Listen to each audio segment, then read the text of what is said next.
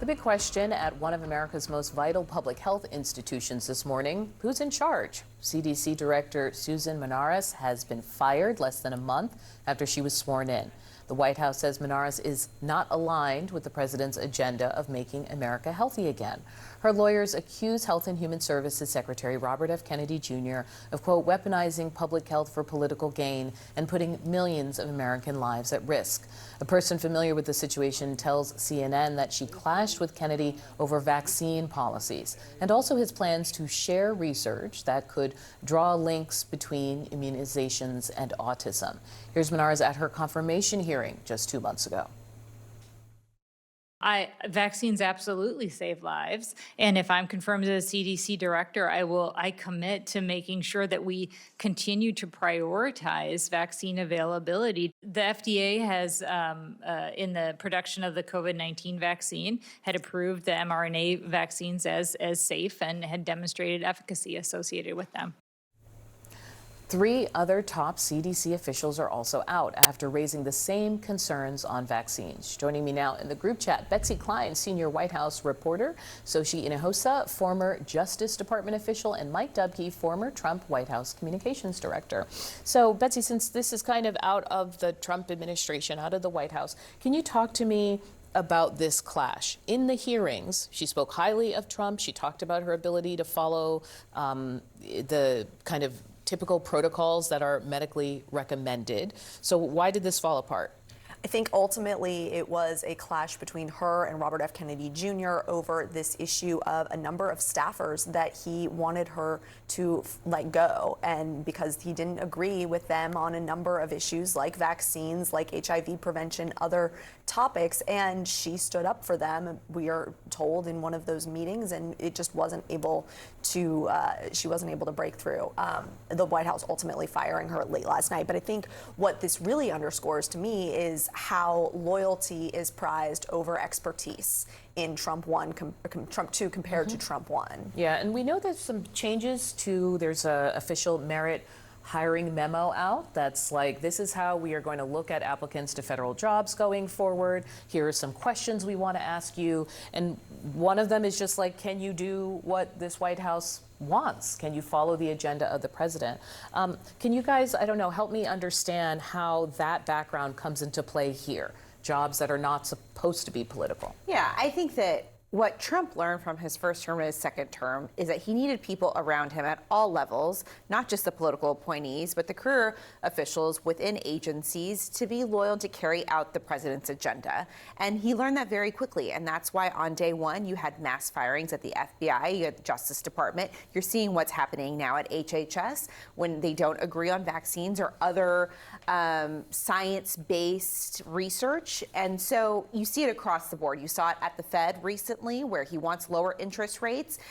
He is not getting the lower interest rates, so then he fires, or, you know, the head of the Fed. The vaccine question's been going for so long. Ever since COVID, it was very clear that people were fundamentally disappointed with how the CDC and other public health officials messaged or even their decisions around vaccines. In a way, I feel like this was coming. Well, and this is the part that really disturbs me about this, because we had such confusion at the CDC during COVID, and we had so many mixed messages coming out of both the at the beginning of COVID, during the Biden administration, and now with Secretary Kennedy at HHS. And I think one of the best things that this agency can do, whether it be HHS or CDC, can give some clarity to the American people on health issues, and this just confuses and muddies the water. Is that possible right now? I mean, well, I just want to read to you Dimitri Daskalakis, who was the director of the National Center of Immunization and Respiratory Diseases, this is a long title, at the CDC, also resigned. In their open letter said, I am unable to serve in an environment that treats CDC as a tool to generate policies and materials that do not reflect scientific reality. And I would make the argument that the same reality was during the Biden administration with the masking and all of the other edicts that came down from the CDC. And this is what I'm trying to point out.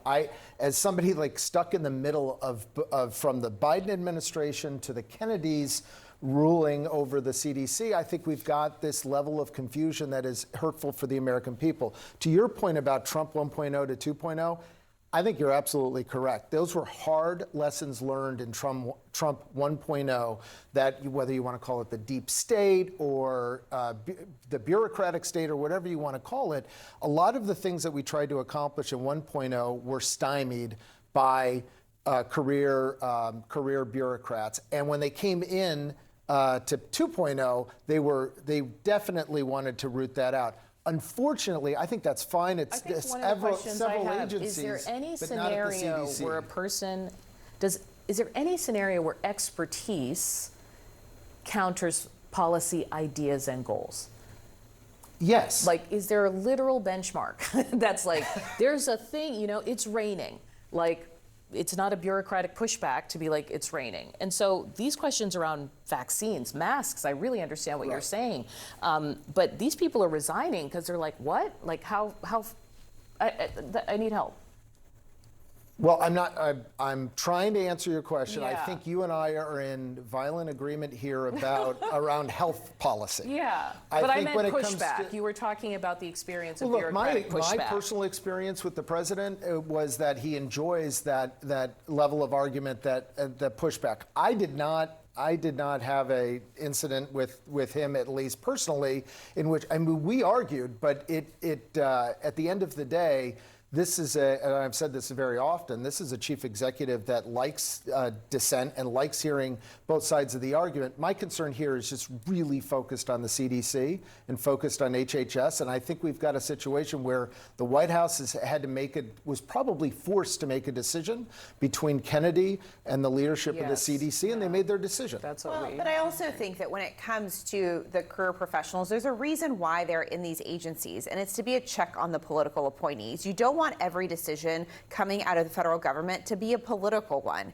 And so it's important to have the back and forth, a potential argument, bring good Does the position ideas. of being a check position you as you said, just kind of arbitrary Well, pushback? well, so that's the problem, is President Trump doesn't like having a check in the federal government. His political appointees don't like it. And what I'll say about the CDC is, just like the Fed, just like economic policy should be independent, we should really start thinking about having our health policy be independent. We should not be, our health policy and our health should be something that it should not be politicized, right? So we should really think as a country whether we should go that direction. Okay, I'm going to be thinking about this more because I don't know how you depoliticize this conversation after right, this it's hard. last couple of years.